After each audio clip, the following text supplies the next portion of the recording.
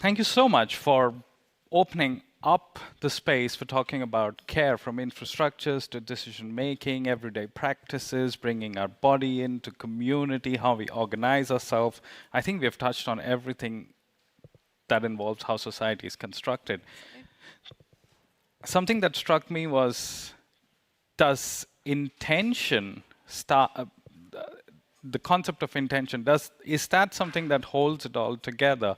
Like having the intention as a starting point, we want to create something for the benefit of the community, of the people, creating large-scale infrastructures, intending to be careful in our work, intentions in the work that you said about organizing a community in a certain way, involving community knowledge. Is that a linchpin in this? Or am I overstretching? I think it can. I think intention probably sustains it, but necessity probably kicks it off. Okay. To be doomy gloomy about, but it's that sense of Yeah. urgency. Which is the catalyst for, okay, we need to reframe, reshape, reweave something differently. And then it's only intention that can really sustain it and turn it from a performative project to something that actually transforms. I don't know if anyone else has. So just taking it up sort of a level is that I have a hard, so sort of the standard, like, can I think of a counterexample, which is that I can't think of an example where caring happens as a side effect or by accident, right? It's like, it's easy, it's easy to think of whether it's by necessity or whether it's by active decision, by intention. But I am not thinking of a system where it's like, I built a system, and it accidentally cares for people, right? It's like, or the environment or a larger thing. So I think intention does need to be baked in. How conscious we are of the intention, I think, is an open question. I think intention really is vital, as Becky said, in seeing it being sustained or seeing the path being sustained towards the goal. Because in a process of care, you want to continue to know that what you're doing is heading in the right direction, or heading towards the final outcome that you want to be able to see. And intention helps you keep refocusing and ensuring that that is leading towards that place.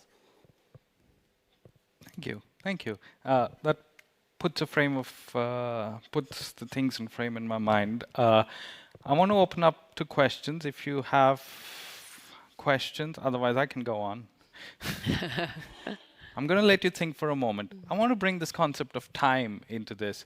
Every time we talk about care, the response is, yeah, I would love to care, but I don't have the time. How does it play out at these different scales, at an infrastructural, global scale, community scale, everyday practices scale? How do you think about time and its connection with your work? I've got two things. The first one, and I guess it's something, I look very fish up here with my notes. I was taking real serious attention. One thing that we haven't potentially, which needs more conversation, is around how care is distributed and who has capacity to give it. And then a whole piece around who takes care of the caretakers, and the obvious one, and maybe one that might be your counterexample, we can think about it, is like motherhood or familial care, this idea that becomes accidental. I'm not too sure. So yeah, with time, I think another in terms of the caretaking project, thinking about capacities and how certain people might be overburdened with care and others might not be fulfilling their care potentials is an element that still needs cracking, definitely. Yeah. Do you have any?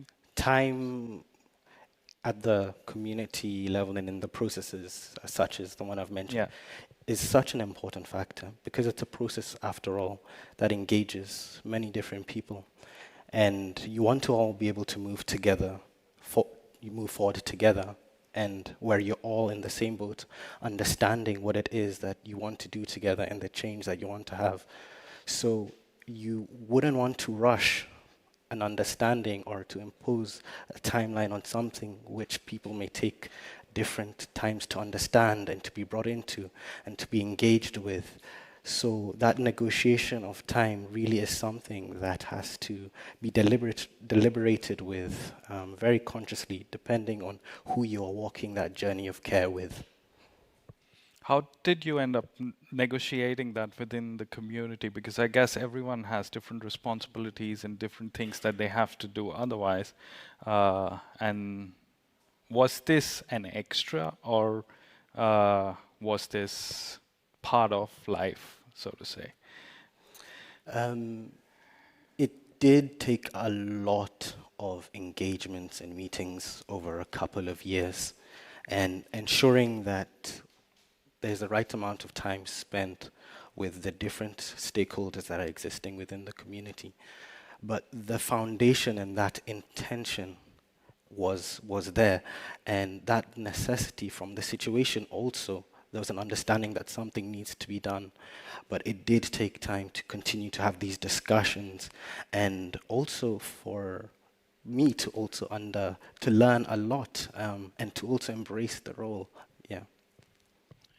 Great. Do you have? Yeah, I'm going to actually add sort of two things to it at very different scales. Yeah. So one is that one of the ways in which I think about these infrastructural systems is that they replace gendered labor.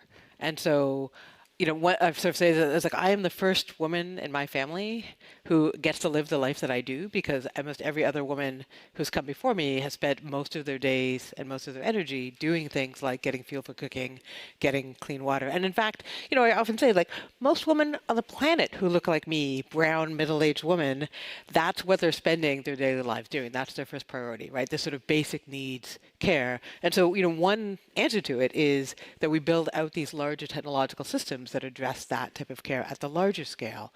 But the other thing I actually want to put a shout out is Jenny Odell's new book, Saving Time. I don't know if anyone here is familiar with that, but she sort of addresses those very issues that we tend to think of care as an individualized thing, and we tend to think of it from the point of view of what we're putting into the system. And Odell talks about a number of different sort of circumstances where it's like, no, actually, if you, for example, have communal childcare, or if you have communal meal making, then you're benefiting from the time of other people just as much, and perhaps more so, as you're putting into it. The model of, oh, I have so much time to give, and then what am I getting out of it, is a very individually focused model, and a community focused model really changes that equation. So that's another kind of direction to think about. Great point. Thanks for bringing that in. I feel like it connects into organizing as well, like how you organize the system, the institutions around us to be intentional in being careful. Questions, audience?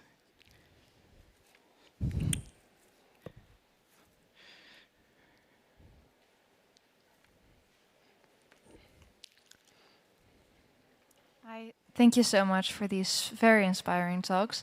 I have a question specifically to Ledama.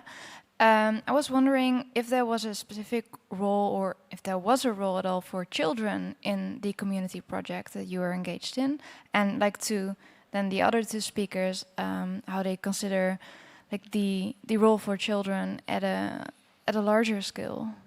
Wow. Yes, the role for children is possibly one of the most important roles, because at the foundational level, you begin to establish the habits, the mannerisms, understanding of, and also lessons of how to interact with the world around you. So being able to start to engage the future generations early with the environment, what needs to be done, and the true understanding of where the situation is leading, it's more important than ever. So outreach to schools is a big part of what we do, seeing as environmental education and conservation education is something that not everybody has a privilege to growing up. Becky, I want to hear. Yeah, absolutely.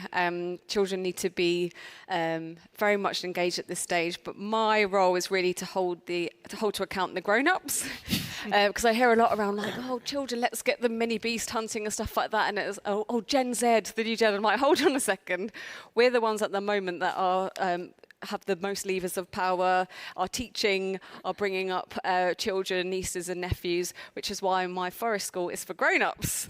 Because we need to relearn those as well, because these poor children are inheriting a right enmeshed mess at the moment. So yeah, I'm kind of staying with the trouble of the grown-up crew to help help the children coming up along the pipeline.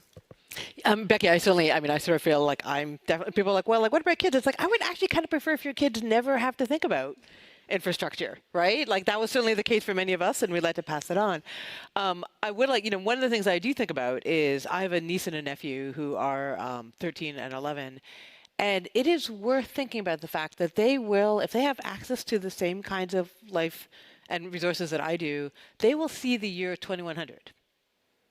Right? So one of the things about thinking about children is that suddenly a century isn't very far from now anymore, right? And it really sort of like fixes, as I said, I don't have kids, but even just thinking about that really fixes your perspective on that. Those are the timelines.